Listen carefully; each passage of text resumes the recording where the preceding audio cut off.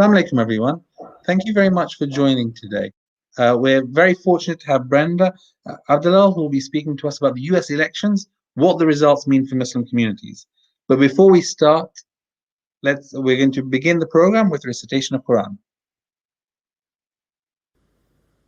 أعوذ بالله من الشيطان الرجيم.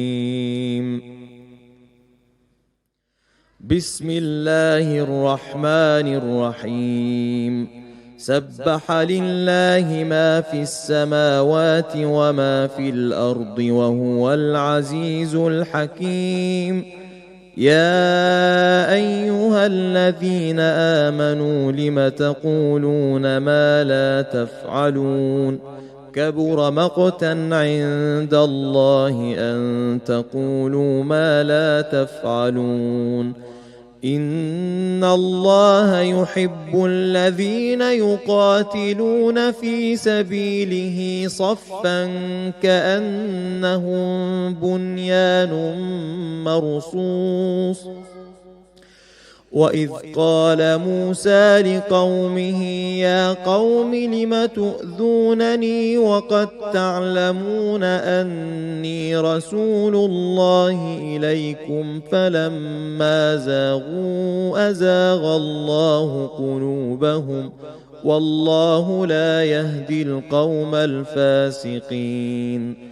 وإذ قال عيسى ابن مريم يا بني إسرائيل إني رسول الله إليكم مصدقا لما بين يدي من التوراة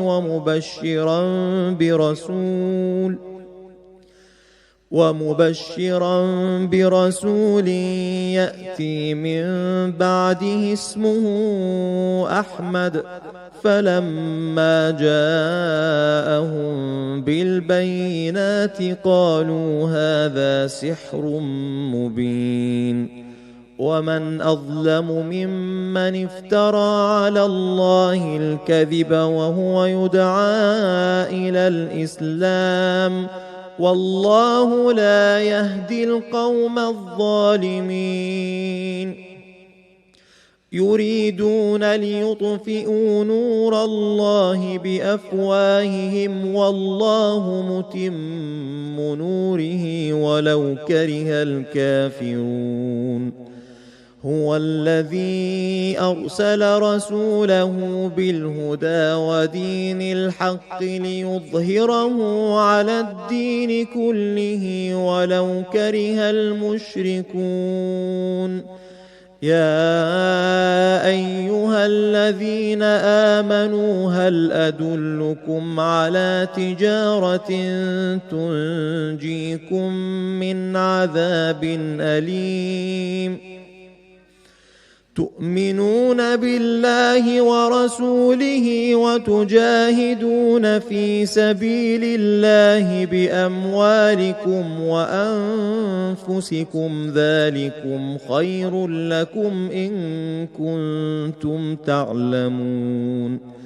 يغفر لكم ذنوبكم ويدخلكم جنات تجري من تحتها الأنهار ومساكن طيبة في جنات عدن ذلك الفوز العظيم.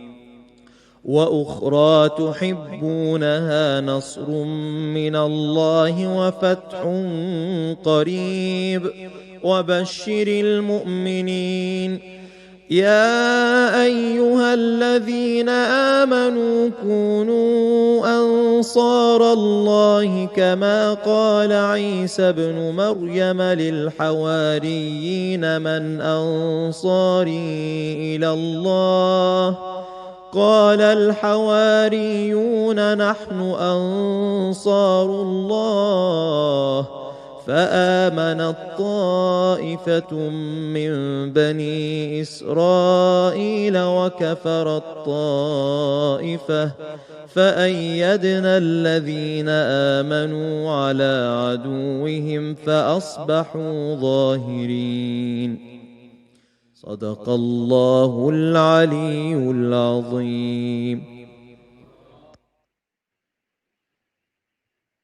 Thank you very much for that beautiful recitation. We are now very fortunate to have Brenda Abdelall, who will be speaking to us on the US elections, what the results mean for Muslim communities.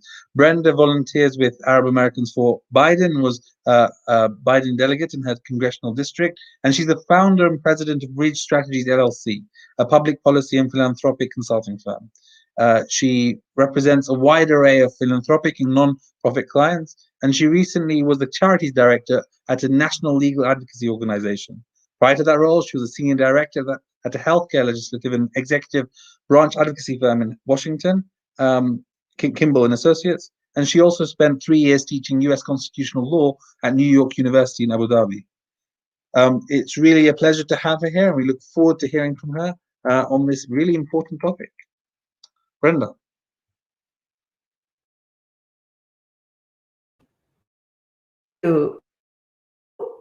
Thank you, and Assalamu alaikum, everyone. I'm very, very happy to be here, and I feel very fortunate to have the opportunity to speak with all of you, albeit virtually. Inshallah, I'll have the opportunity to meet all of you in person someday.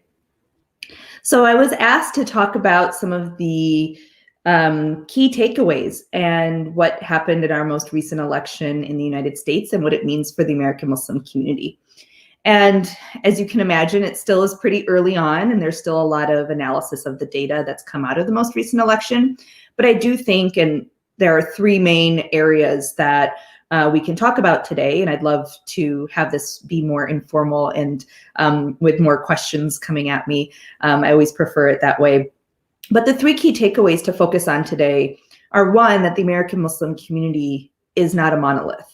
And I know that there are very often tendencies to categorize and describe the American Muslim community as one entity, as one community, but there are quite a bit of variations, and we've seen a lot of changes over time when it comes to the American Muslim electorate. So we'll talk about that today, and I have a couple of slides and some data points to share. The second key takeaway is that strategic engagement really matters. We really saw, in particular this campaign, we saw what it meant to have American Muslims engaged on every level of the campaign process. And having American Muslims engaged early on, particularly in our primaries, with a variety of different American Muslims taking on key leadership positions on a variety of primary campaigns, and what that really meant for the community. So we'll talk about that as well. Then the third bucket area is just the real need for more accurate data and the real need to have a more solid understanding of the American Muslim electorate. Where we are located matters, where our community demographics are, what their primary concerns are, what their income levels are, their access to healthcare, their access to education. All of these key indicators are really critical. There's a few organizations that are doing a really wonderful job, and I'll share some of that data today, but you really see the need for more robust data and more robust analysis. So just to start, I put together a few slides, to sort of highlight how the American Muslim community is really not a monolith. So if we could share the slides, I wanted to take a step back and start with what the American Muslim community looked like prior to the 2020 election. And if we go to the next slide, we can see there that this was a study that was recently done in 2011, so it's about 9 years old, but in reflecting back, the data shows that in 2000, 78% of American Muslims voted Republican in the 2000 presidential election. And if you recall, the 2000 presidential election was Bush running against Al Gore, the former vice president under Clinton. So when you swing that forward to 2011 here, 70% of American Muslims identified as Democrats. So in that 11 years, you see a significant shift in the political identity of the American Muslim population. Obviously, most critically, 9/11 happened in that 11-year time period as well. But there were also a number of policies that were implemented by the Bush administration and carried forward in the Obama administration as well that led to a lot of concerns amongst the American Muslim electorate. But I wanted to take this step back because there tends to be this short-term view of the American Muslim population of being primarily Democrat or having a history of being Democratic. So I just wanted to highlight that if you just go back 20 years, we can actually see that the majority, significant majority, up to 78%, right, had voted Republican in that election. So if we go back to the slides and we pull it forward and we look on the next slide, this is from the Institute for Social Policy and Understanding, ISPU, which does a tremendous amount of incredible research, analysis, and data for the Muslim community. And this study, this data was actually pulled right before Joe Biden was selected as the nominee by the Democratic Party. So you still see here that Bernie Sanders is present here in the data. And when you look closely, you can see that in 2016, we had about 4% of the American Muslims that were polled here that identified with Donald Trump and that had a preference for him. 40% leaned towards Hillary Clinton and 27% towards Bernie. What we see now in 2020, so again, fast forward, after 4 years of Donald Trump and a significant number of particularly damaging policies against the American Muslim community, you actually see that support for Donald Trump increased, right, by 10%. We saw that Biden had maintained the same level of support from the Muslim community, and you see that Joe Biden had less support than Hillary Clinton had, at least in this particular stage of the primaries. When we move, however, to the next slide, I just wanted to highlight, and I know that you had a talk a few weeks ago with the former faith advisor to President Obama, who gave some deeper dive look into various, different religious, identities and how they identify with, various parties. But I did want to put this up to just highlight, to compare to the previous slide, when it came to approval of the president, amongst all the other faith groups, you see that Muslims here still had a very low, the lowest amongst Jews, Catholics, Protestants, and evangelicals when it came to approval of Trump. And so this is an important indicator because there was still a 30% support for Trump. At the same time, from the previous slide, you could see that it was 14% that had preferred him as the presidential candidate. So there still was support and approval of Trump and his policies amongst 30% of the American Muslim population. Now, when we take a step back and we try to ask ourselves as a community, what does this mean for us? And what does this mean going into the 2020 election? It was really important for a lot of community organizations to focus on GOTV efforts, get out the vote efforts. And that is everything from voter registration to educational initiatives on both some organizations on a partisan level, but for most organizations on a nonpartisan level. And when we talk about GOTV efforts in the community, what we still find is that the American Muslim community still lags compared to other faith-based communities when it comes to voter registration. The American Muslim population is, at least from those that were polled, only 78% had been registered to vote compared to other faith-based communities that were in the 90s and 90%, 92, 91. And so we still have a significant lag of American Muslims that are registered to vote. So knowing that, there were a lot of organizations that focus a significant amount of time and energy on registering American Muslims to vote. As you can imagine, it was compounded by COVID because typically where a lot of these voter registration drives happen are at the mosque. Typically there's a table set outside of various, Islamic schools, events. After Friday prayer, people can, quite easily sign up to vote.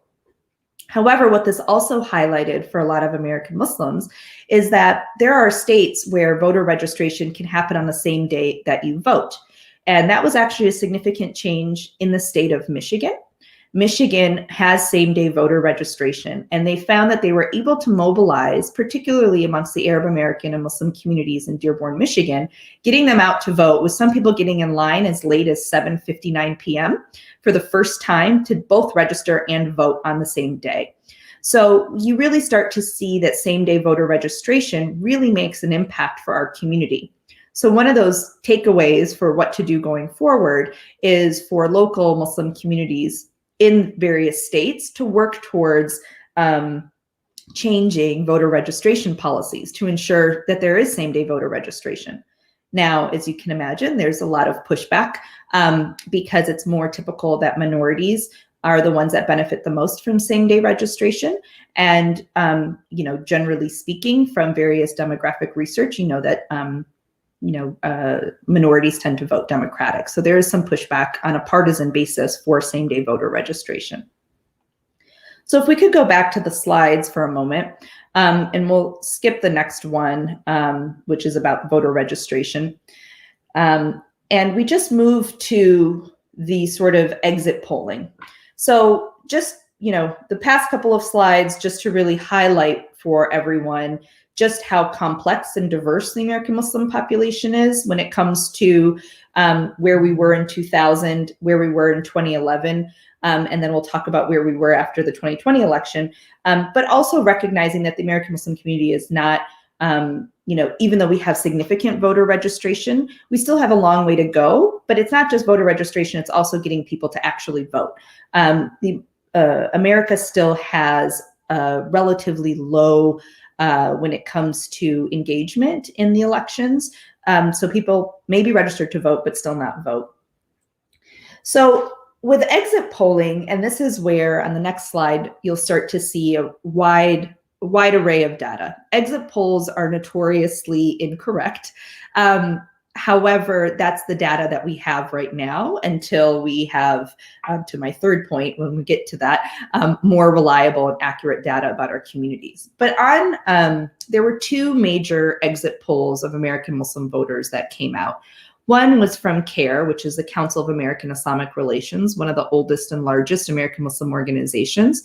They did an exit poll of 844 Muslims who indicated that 69% of them had voted for Biden and 17% voted for Trump. And that's consistent with what we saw sort of on the pre-polling data. We had about 14% that had indicated support for Trump. And on the exit polls, you still see that as consistent.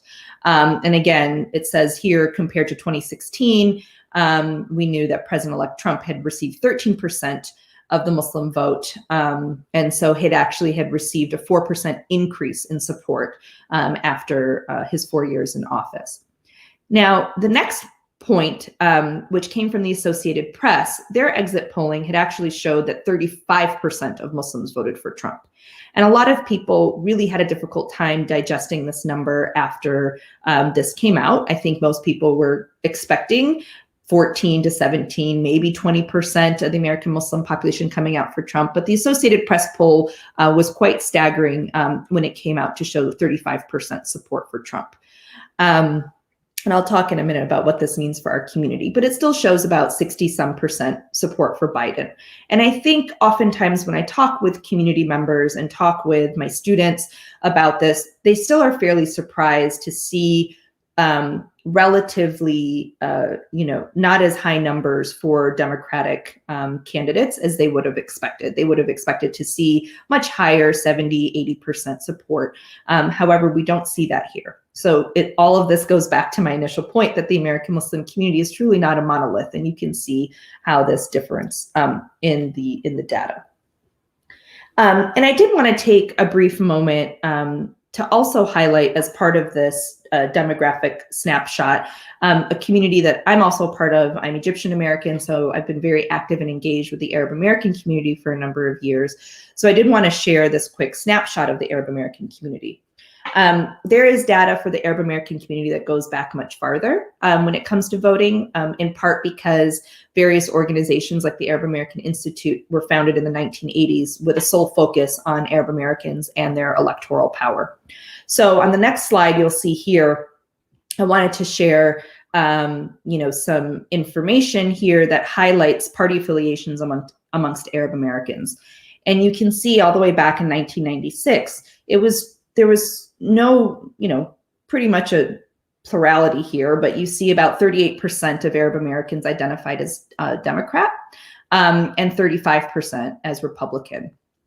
And then also in 2000, relatively consistent numbers, no major changes, 40% Democrat and 38% Republican.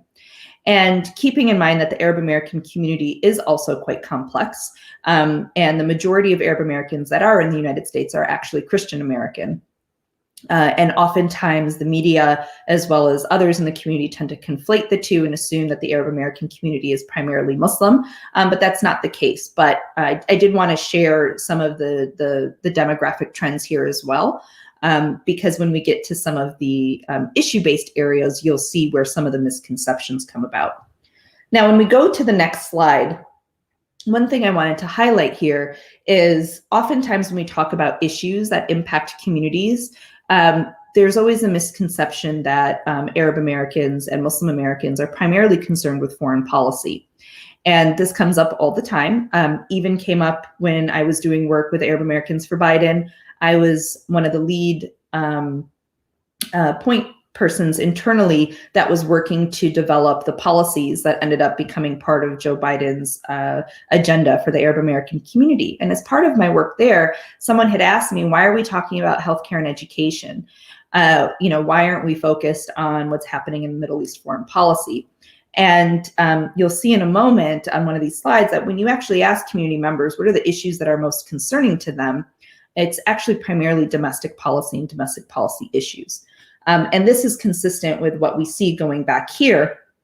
When you look at the percentage of individuals, and this goes back to 2002, of individuals that who identified as Arab, it splits them up between those born in the US and those born overseas. You see that at this time in 2002, now remember this is post 9/11, 48% found that the Middle East was an important factor in the determination of their vote.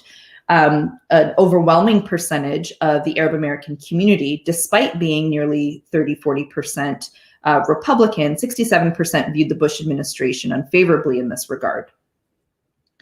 Now, when we go to the next slide, we see that this poll was done in 2020. This poll was done just a few months, or actually it was done in October, just a few weeks before the election.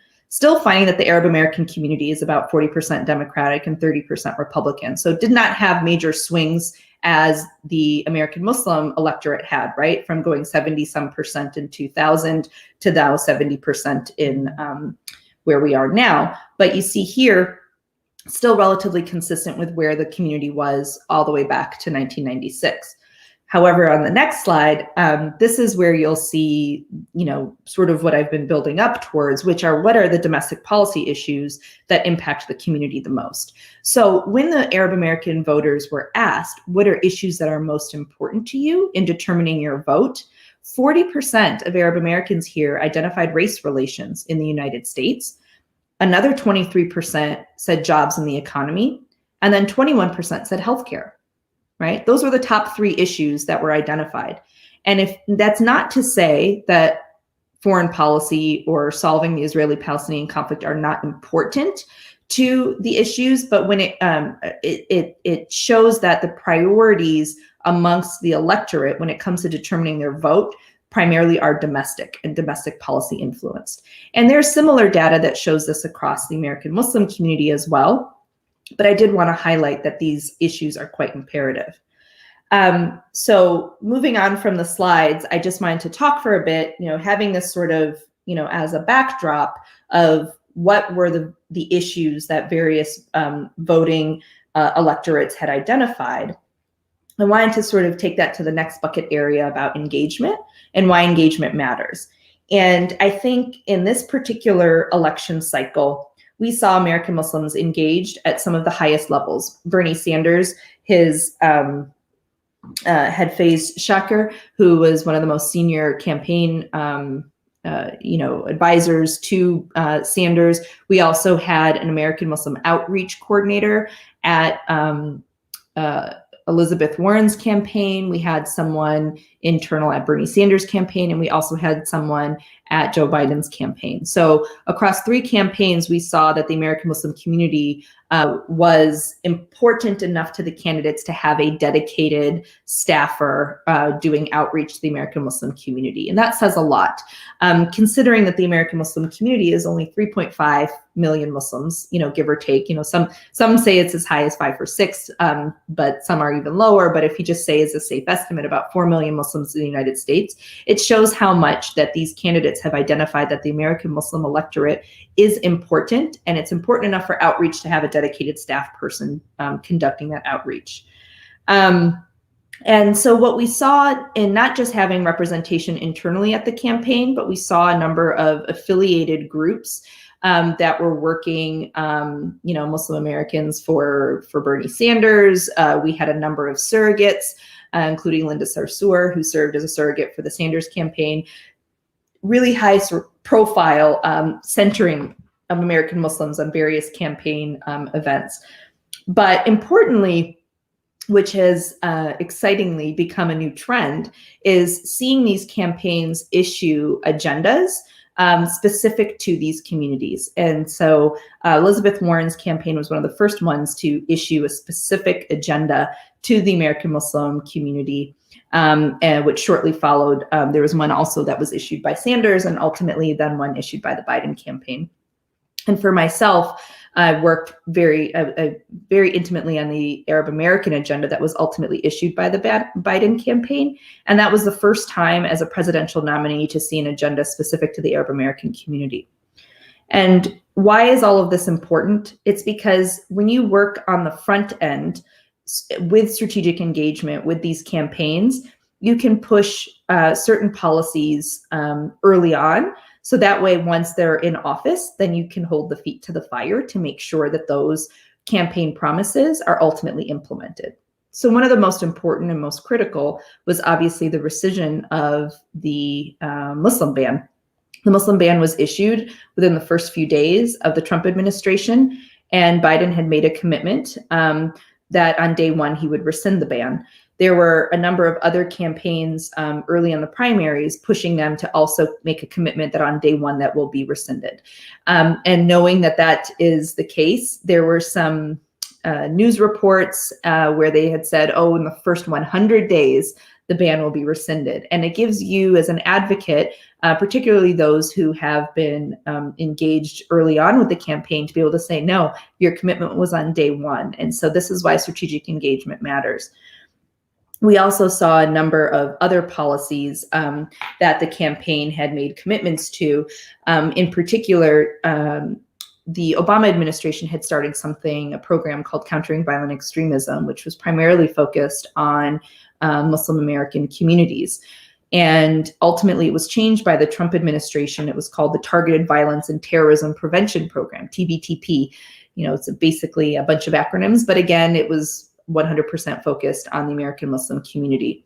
And we were able to secure early on a commitment from the Biden campaign that that program would be ended by the Biden administration too. We also were able to push strategically, not just an acknowledgement, but ultimately, it was an acknowledgement that the American Muslim community has been viewed through the lens of suspicion since 9/11. And in recognizing that and knowing that it's been nearly 20 years, we were able to achieve internally with the campaign to have a commitment to review the watch list and the no-fly list to make sure that it doesn't have an adverse impact based off of national origin or religion, right? And these are really important commitments because for advocates like myself who've been in the civil rights space for nearly 15, 20 years now, having that acknowledgement from a campaign from the highest levels that yes, this community is viewed through suspicion is an achievement. And all of that only happened because of the strategic engagement that happened from so many in our communities early on. So what that leaves me with is really our third point. And then, inshallah, we can open it up for questions. But really the need for more accurate and reliable data about our communities, because there still is a misconception that the Arab American community or the Muslim communities are only focused on foreign policy and foreign policy issues, and not recognizing that there are significant other domestic policy issues that impact our community. One such issue that impacts the ability to gather data is in part because of our census that is done every 10 years. We can see that, Arab Americans are still identified as white. So in particular, when you looked at the demographics of the American Muslim community, they oftentimes say that 41% of the Muslims in America are white. When we think of white, it's because that includes the Arab American population as well. So it's hard to parse that apart from the data to understand, what that means, to understand what portion of the American Muslim population is Arab and what portion of that is European, what proportion is, other categories of Black, Asian, and Hispanic are more easy to identify through the census data. But other communities, it's much harder. And the reason why census data matters is because when it comes to identifying areas for get out the vote efforts, if we don't have a sense of where our community members are located or where they make a significant difference, even in congressional races and in local races, it's harder to do advocacy, right? And I say that as someone who has knocked on the doors of members of Congress's office to talk to them about issues that impact Muslim communities. And they ask me, how many Muslims do I have in my community, right? Why should I care if I don't have constituents in my community, right? And I'm just being frank, but that is oftentimes what you will hear from members of Congress. You'll also hear that about ethnic groups as well. I've talked to ethnic group, on behalf of ethnic groups, talking to members of Congress in the state of Michigan, and I've had the same response. Oh, well, I don't think we have Arabs in our community. Well, does it really matter, right? If we're talking about some of these issues that impact Americans, and Arabs are American and Muslims are American, these are issues that affect all Americans. And so pushing those agenda forward in that way. But it just goes to show that the data really is necessary and is really helpful. So I think what you'll see over the next probably 2 years or so is a more robust look at where are more pockets of American Muslims that need more engagement. Where do we need to focus get out the vote efforts? Where do we need to focus on voter registration efforts? And where are there communities where we have significant numbers of Muslims that are registered to vote, but maybe not, excuse me, allergies, I'm sorry. But where are there populations where we can focus on turning out the vote? And I say that because in some locations, like in Philadelphia, there were significant efforts to have drivers available on election day to go and pick up individuals and drive them to the polling location. So this is why having that data, it helps for more targeted and effective engagement efforts. So I'll stop there, and inshallah, we'll open it up for questions. I'm looking forward to some. Thank you very much for that, and it's great to hear some of your insights on there. We've already had a few questions which have come in. Obviously, if you are on YouTube and you want to ask a question, feel free to do so in the chat. If you're on Zoom, just put your hand up and we will get you a link so you can ask directly. Otherwise, please feel free to just keep on texting them in to me and I'll ask on your behalf. Firstly, Sanders to Trump. So I think this question is basically asking, were there many, or do we know much about the phenomenon of Muslim voters who are pro-Sanders who ended up going to Trump, or even anecdotally? It's interesting that you ask that because, we had, and I'll say this, through my work on Arab Americans for Biden, there were significant concerns amongst certain populations in the Arab American community who were key supporters for Sanders, who absolutely refused to vote for Biden. I did not see that as, as quote unquote voting for Trump, right? However, we knew that by sitting out and not voting essentially is a vote for the other side, right? And we always try to, in any sort of, whether it's Trump or Biden or Sanders or who whatever candidate you're talking about, we always, as part of GOTV efforts, say that if you don't show up to vote, you're essentially casting a vote for the other side. I don't personally know, anecdotally or otherwise, of American Muslims who went from supporting Sanders to then supporting Trump, but I do know of individuals who went from supporting Sanders to not voting at all in the election, and that was it was an unfortunate set of cases, at least personally, in trying to work with folks to get them to vote for Biden. But yeah, I don't know of any that actually went and casted a vote for Trump. Thank you. Linked to that, were Muslim communities actually very powerful in any of the specific seats? And I mean, we hear obviously Florida didn't go Biden's way, so perhaps that wasn't the case. But maybe in Michigan and others, were there other areas where the Muslims had a particularly influential role? Yeah, absolutely. And I think, it was right after the election.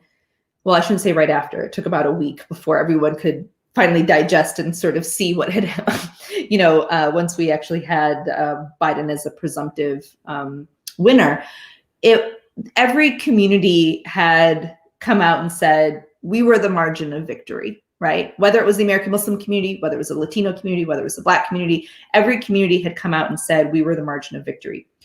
I am confident that the American Muslim community in a number of key locations, from Texas to Florida, to Michigan, to Pennsylvania, to parts of Virginia, there are various pockets where, even New York, where it helped on the significant margins, right? Florida did not ultimately go for Biden, but it was 48%, right? 48% of the electorate was Democratic and came out. That's, you can say that's close, right? Florida is traditionally thought of as being Republican governor, many Republican members of Congress from Florida.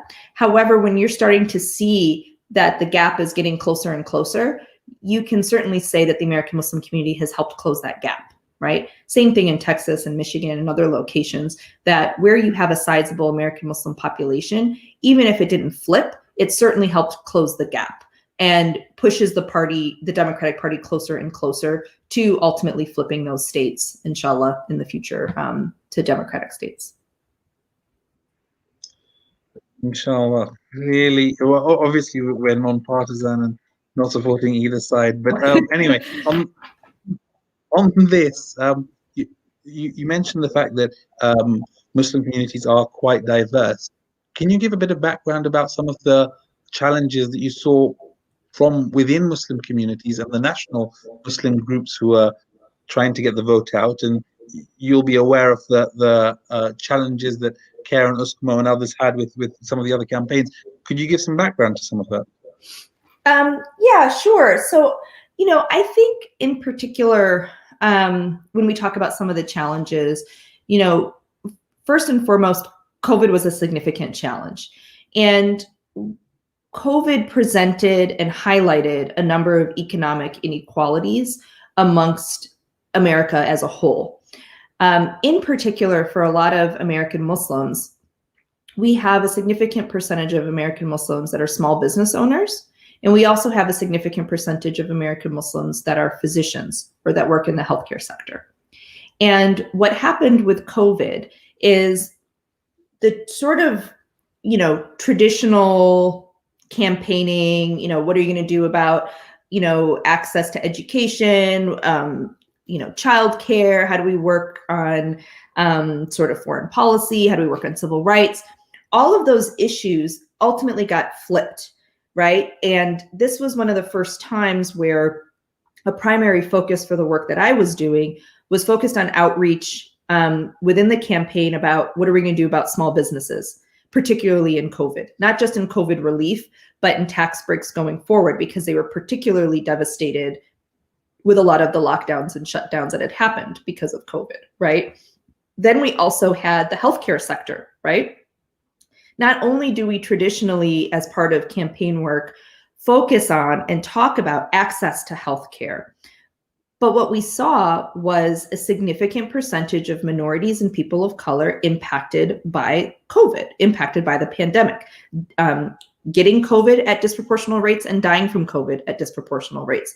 And also the number of minorities and people of color that work in the healthcare sector that are exposed to COVID on a regular basis, right? So because of all of that, it also put a higher emphasis on what are we going to do about access to healthcare for the broader American sector, but also what are we going to do about, Medicare for all became a much larger issue. It also made some of the, particularly for tax breaks for a lot of American Muslims that own their own healthcare clinics, that became a primary issue for them as well. So on those two issues, I would say that was a unique challenge, was not only to be responsive, but also to have a better understanding of how COVID was impacting the community, to be able to then understand how to work with the campaign. Okay, what are your policy positions and how does this benefit the community, and what does the community need? And this is what you need to listen to, right? And that's sort of outside of the traditional wheelhouse of what most folks that work in policy were working on, right? Like I know myself, I was focused on a lot of civil rights issues, how do we reverse some of the CVE policies that were dangerous, and how do we focus on the no-fly list? Like those were issues that were top of mind for me as a civil rights lawyer. But recognizing that for the community as a whole, top of mind was, how do I get my kids back to school? My business, how do I keep my doors open? And how do I make sure I have healthcare, right? So those were issues that became top of mind. What we ended up seeing on sort of a national level was a much bigger conversation, particularly relating to Palestine. And this obviously comes up during every election cycle. It's something very near and dear to every American Muslim, but focusing on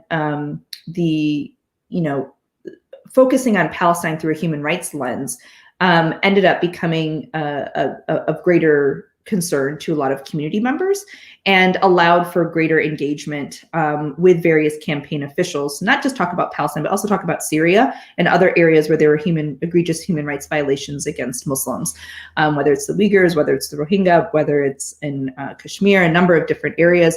It allowed for greater engagement specifically through that human rights lens. So I don't know if that answers your question, but those were some of the issues that I had seen sort of move in a different direction this time around.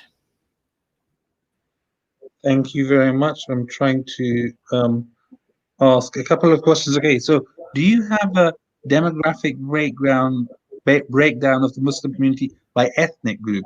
Black Muslims, Arab Muslims, etc. Like, did that play a role? And how do and also in addition to that, or linked to that, how do the different groups typically fall on the economic spectrum? That's an excellent question. So on the latter point, so ISPU and which is the Institute for Social Policy and Understanding, as well as Pew PEW Research Forum, both of them have had some recent data, both about the ethnic breakdown as well as about the economic sort of demographics of the community. And on that particular study, they found that American Muslims were more likely than the average American to be underemployed. And when I say underemployed, I mean that there are 44% of the American Muslim population that has full-time employment compared to the broader US population, which is at 49%. So that shows that not all American Muslims are lagging when it comes to full-time employment. Now, what is most surprising about that is that you have American Muslims, you have 24% of American Muslims that make over $100,000 a year, right? And that's more than the average American, when you look at the overall US population, you have maybe only 20% that make over 100,000. So American Muslims are faring better when it comes to that economic data. However, when you look at individuals that make less than $30,000 a year, 40% of the American Muslim population makes less than that. 40% makes less than $30,000 a year. That's compared to the general American population that's at 32% that makes less than $40,000 a year. That's a significant difference. And what that means is why I oftentimes say domestic policy really matters for our community. Because when you have 40% of American Muslims that are living, making less than $30,000 a year, that means that food benefits, healthcare, education, childcare programs, all of those issues really matter to them. And if you want to engage the full American Muslim community, you have to not just talk to the top 24%, the business owners and the doctors, but you have to acknowledge that we have a significant percentage of our community where those safety net programs are really, really critical to their survival. To take it back to the demographic data, that same study that came out with this salary data highlights that there are 41%, I had said that earlier, of American Muslims are categorized as white, right? So that also includes Arab Americans and other categories that identify as white. 20% were identified as Black, 28% as Asian, 8% as Hispanic, and that number continues to grow. And I've seen other data that shows it more as a somewhat of a plurality, where you've got about 30% Arab, 30% Black, and 30% Asian. So I've seen it, sort of in variations of that. But what you can take away at the end of the day is oftentimes the misconception is that it's primarily, an Arab community or primarily a South Asian community and what you find from the data is it's really not. You have about a 30% split across each of these ethnicities with a very robust and growing Latino population. Very great. And how do economic and ethnic minority interests intersect? Is it generally that South Asians are richer and or not, or is it actually a mixture of all? I'd have to go back to the data to find that, but I can share with you the link because I think that would probably be most helpful for folks because someone who's not a full statistician, I don't know if can I drop it in this chat box? Can everyone be able to see it? This Pew Forum one? Yeah, we'll send that to everyone. Yeah, so what you'll see in this one, it does have a section where it breaks it down by like foreign-born U.S. Muslims versus those born in the U.S. and compared to immigrants versus non-immigrants, and they do have some of the breakdowns in terms of immigrant Muslims and college degrees, but I don't think it goes into specificity by ethnic community and the dollar amounts. ISPU may have that data, but I don't think it gets that specific. But those are the two major polls that have been done of the American Muslim population. Perfect, thank you. Ahmed, would you like to ask? Can you hear me? Hi, yes, Assalamualaikum. Hi. The previous question regarding the breakdown in ethnicity, the African Americans, are they included in this stats, African American Muslims? And how come, if it's according to the stats that you have given us, only 20% are of African American origin who are Muslims? Why is it so low? So, again, this is just from the Pew Forum's research, highlighting that it was 20%. I'm not a statistician myself. I don't know about, the breakdown of how many people were polled in this particular snapshot. But ISPU, which primarily focuses on the American Muslim community itself, their data shows closer to 30% being African American Muslim. So I haven't seen it as higher than 30%, but I have seen it as high as 30%. But in this particular data, when I was giving the breakdown for the economic data, that does include the African American community as well. My second question is, you have said that this time around, Muslims have been working with the Biden administration at a very high level. Mm-hmm. Or can you tell me how many Muslims have been selected to be in the administration of Biden in a higher position? Mm-hmm. So currently what we're seeing right now it is still in the transition period. So at the highest levels, not all of those positions have been announced, but there has been a very prominent position in the White House in the Office of Legislative Affairs. So that's in dealing with all of Congress in terms of all of the nominations that Biden will put forward, because for the secretary level positions, as well as for any judicial positions, they are required to have Senate confirmation. So it's important for the White House to work with Congress on those nominations. And one of the head people named for that office, her name is Rima Dudeen. She is a Palestinian Muslim American. She has been working in the Senate as a floor director under Senator Dick Durbin for probably the past 10 years now. So she is extraordinarily well qualified, absolutely amazing person. And that was the first person that is both Arab and Muslim that was named to a senior level position. Now, right now, only a handful of positions have been announced, particularly for those like the White House communications team has been named, the vice president's office, some folks have been named. But I think when we get to January, till right after election, particularly in the first 100 days, inshallah, I think you'll start to see a lot more American Muslim names that will hold presidential appointments at various levels.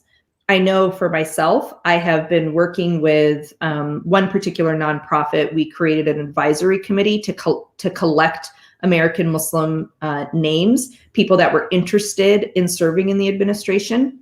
And we had a very robust screening process for how we reviewed resumes, positions that they expressed interest, and those names went to the administration because we had a commitment from the Biden campaign to have American Muslims represented in a variety of different positions. So I'm confident that in the first 100 days, you'll start to see different American Muslims that are named for different offices, but we do have one that's been named already. Okay. Thank you very much. Another quick link to that, actually, given that Rima Dudeen faced immediate controversy, I think it's probably not a fair word, but just attacks on her. And given the way that Trump has changed, or the Republican Party seems to have gone quite far in its Islamophobic attitudes towards Muslims, do you think that any Muslim in these positions are likely to face significant pushback? And do you think the Biden administration will actually come to their support? Because we saw what happened to Linda Sarsour and others. Like, what do you think? How strong do you think Biden will be in standing up for Muslims who are just being attacked unfairly? Sure. And I'm glad you raised that. That's actually a very good question. I think, whether Trump had been in office or not, any Arab American or Muslim American that takes a high level position is almost always subject to Islamophobic attacks. Doesn't matter how squeaky clean your record is. It doesn't matter, all the accolades or achievements that you've accomplished in your career. Almost always there will be something that will become the target of far right wing attacks. I think that particularly what happened, and in fairness, Rima Dudeen's a very close friend of mine as well. I'm very, very proud of her. It was not shocking to see that someone had gone back 20 years to dig up a comment that she had made when she was in college. But at the same time, she had literally been working as a floor director in the Senate for quite some time. And so she had already achieved a number of strategic relationships on both sides of the aisle. She's very well respected by both sides, which is in part why she was selected for this position, because there's nobody better for this job than her. So I believe, in my view, from what I saw from the incoming administration, is they didn't outwardly comment. They just let it pass by, right? So all of those attacks came, all of them came, and then they disappeared, right? It went through the news cycle and then it was gone within a few days. And just by uplifting the positive messages that her former boss, Senator Dick Durbin, had said about her, and uplifting, all of her accomplishments, I think in focusing on that was more important in terms of sort of quieting the noise. But I think, as I said, I think with anyone, regardless of whether Trump was in office or not, this was something that has always been consistent. I mean, look at what we had 8 years of Obama, is he a Muslim? Is he a secret Muslim? To the point where even when John McCain was asked I hear that Biden is a Muslim, or not Biden, that Obama was a Muslim, and John McCain's response was, no, he's a good man, right? That was the response, not that even if he is a Muslim, that's not a problem. We have, this is America and whatnot, which is actually what Colin Powell had actually said in response to some of those attacks against Obama. But, this is something that has been around for a long time in America, and I don't see that as changing. But I am optimistic, seeing that the engagement that the Biden campaign had with the American Muslim community, and knowing the sheer amount of talent and very well qualified American Muslims we have that are interested in serving in his administration. I do believe that he will select and support additional Muslims. Thank you. One question on Zoom. What would your message be to young people and their parents keen to get involved in politics but worried about what the community will think, as such careers are not traditionally popular but can make a significant impact as your work does? That's a great question. And I actually get that one a lot. It's 20 years ago when I first told my parents that I was interested in majoring in political science and going to law school. It was relatively unheard of. There were very, very, very few Muslims going to law school when I entered back in 2002, right? There were very, very few. What we see now is a significant shift of American Muslims going into law and politics and becoming more engaged on a number of levels. And I think what's important to young people who are interested in taking these career paths is to help reassure your parents that it is a career path. You can have, inshallah, a very successful career, whether it's working at a political organization, whether it's working in politics itself and running for office, or whether it is going to law school and working on formulating policy, working, for us, it would be working in Congress or working in various congressional various administrative offices. I think highlighting and showing that there are a number of American Muslims that are already serving in these positions as career folks or people who are serving and working on the Hill. And now we have several American Muslim women who have been elected to office on all levels, everything from school board officials all the way up to members of Congress, as well as American Muslim men as well. We have had 2 American Muslim men serve in Congress as well. So I think the more that these barriers are broken, the more that young folks will have to point and say, look at the successful career trajectory that I could have here.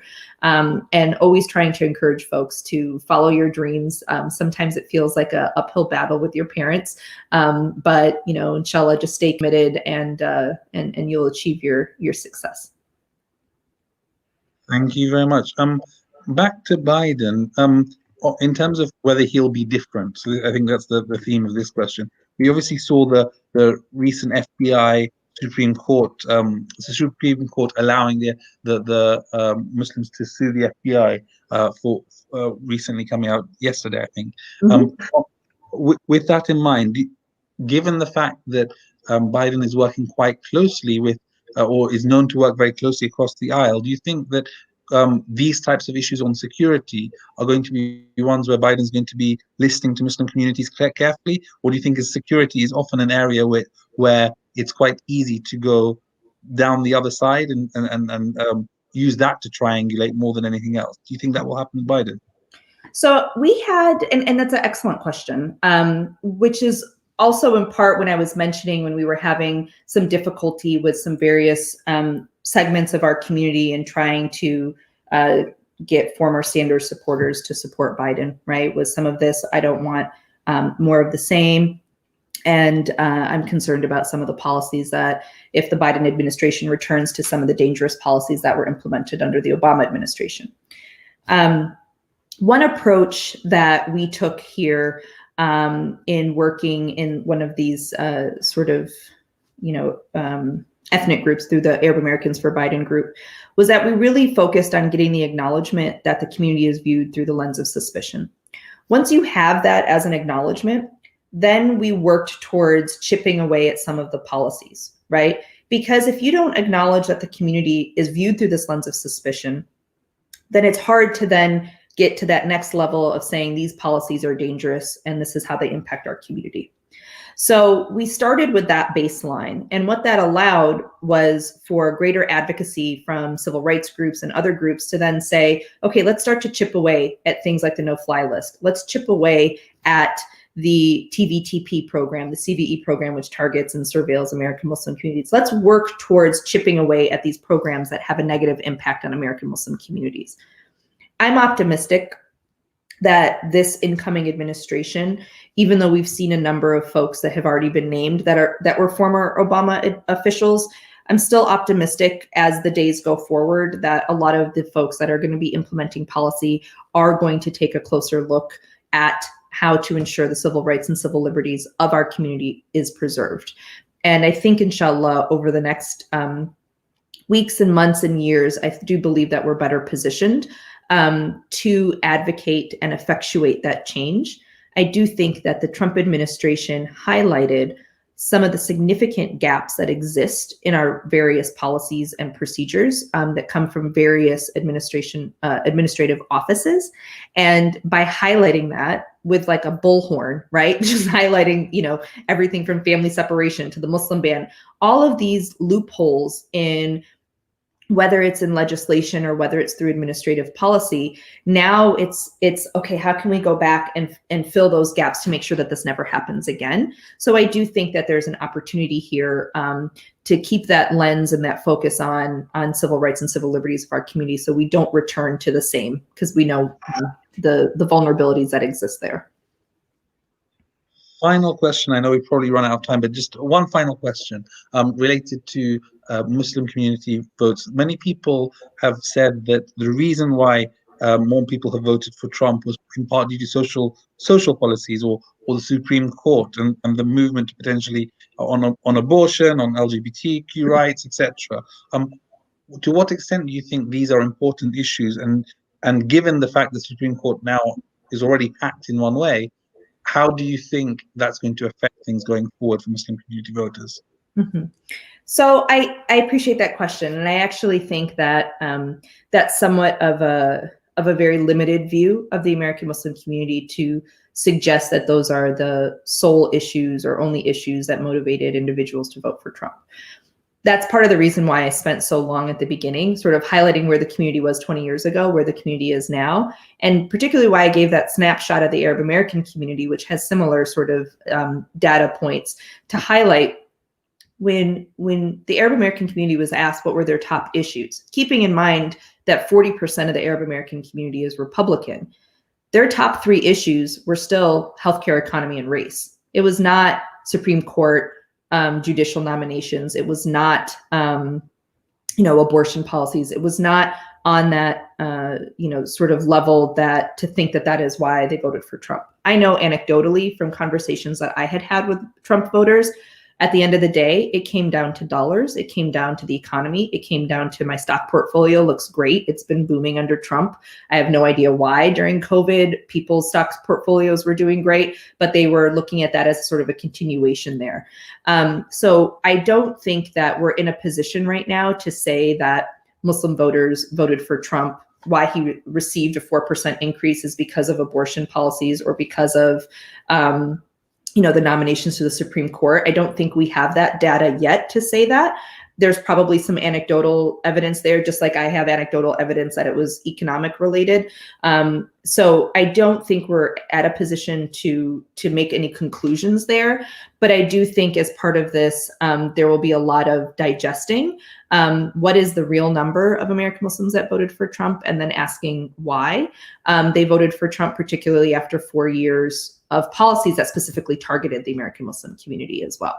So there's a lot to unpack there, and also for nonprofit organizations, because for advocacy work that nonprofit organizations who receive donations as an amana from the Muslim community to support the American Muslim community in the United States, they also have to have a better understanding of what their community is looking for and what their needs are and what are their interests, what are their policies that they're focused on, right? So I think there's multiple levels, to get back to my third key takeaway, which is we need more data and we need to understand our community more because we just don't have that right now.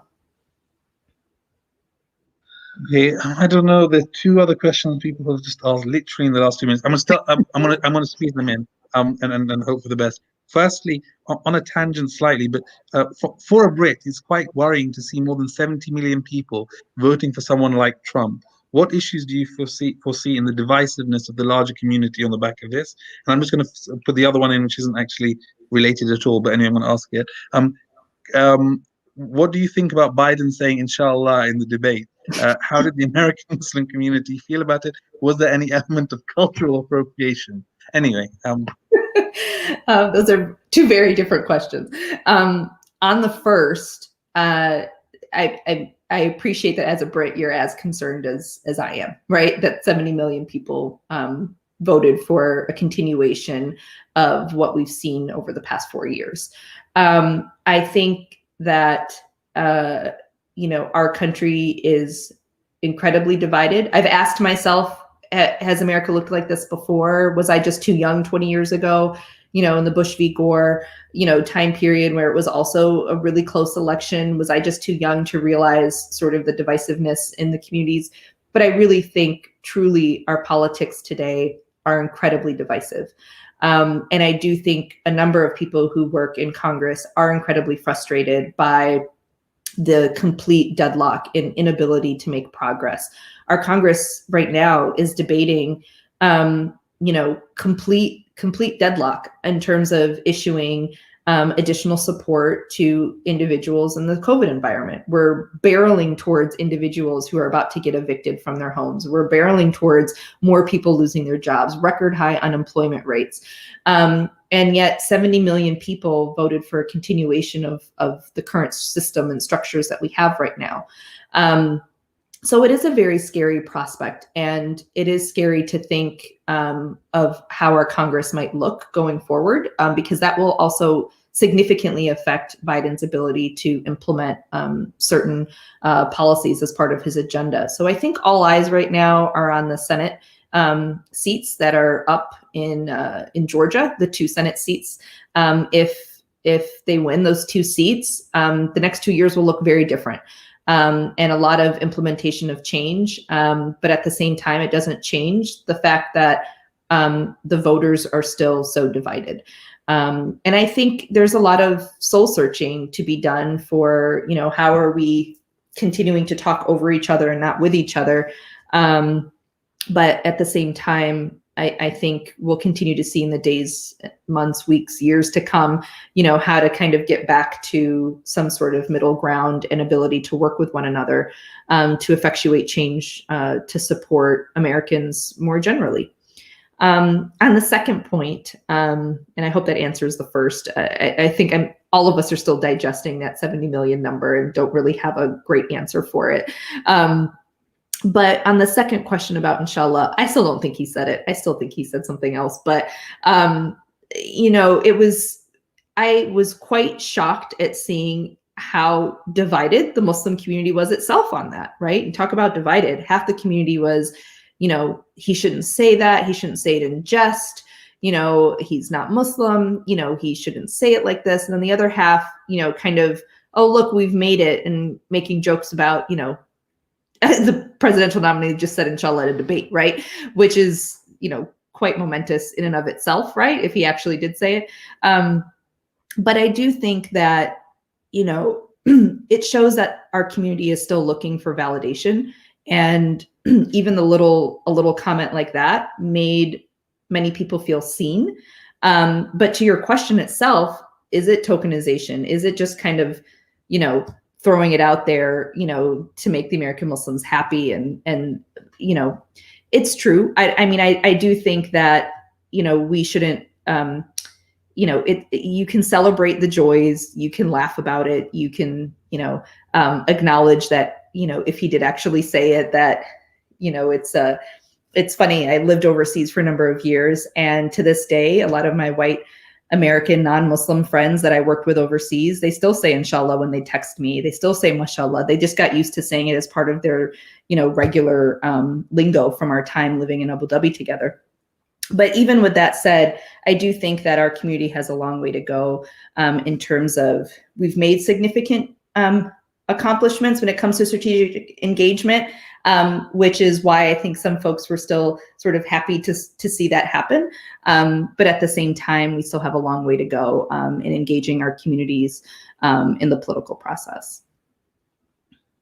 Thank you so much, and sorry I have to stop it there. We've No, had loads of questions, and probably would be able to go on for a long time longer if we were able to. But I think we've had just over an hour for your time, and so thank you so much for coming, for speaking, and thank you for all those who are watching on Facebook or YouTube or Zoom or wherever you're watching it, and those who are watching later. Thank you so much. And just a couple of quick announcements before we finish.